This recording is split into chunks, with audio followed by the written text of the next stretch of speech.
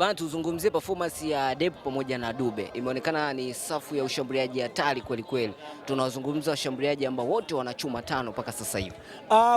Ukiangalia Dube na Depu wenyewe kama wanacheza namba moja kwa maana wote namba 9. Sasa unaona kuna wakati kwa mfano kama leo unaona wamehamishwa mwisho, kuna mmoja akacheza namba 7, mwingine akacheza pale. Kwa hiyo hawa lazima wacheze kwa kutamaniana kwamba yoyote akizembea manake mwenzake anapata nafasi. Umeelewa? Kuna wakati uweze kupata kucheza namba 9 wote kwa pamoja.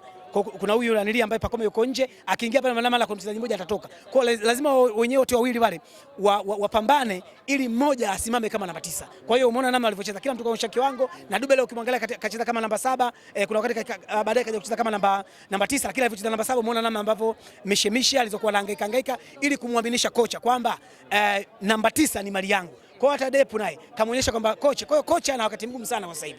Ana wakati mgumu sana kwa sababu pale kuna namba 10 Okero, alafu kuna namba 10 Pacome Zouzoua. Sasa kocha anapata tabu sana sasa hivi. Aanze na nani? Mimi nimefurahi kuona Depu na Dube ushindani wao kwamba kila mtu anataka afunge pale, ndio Yanga ambayo tulikuwa tunaitaka sisi.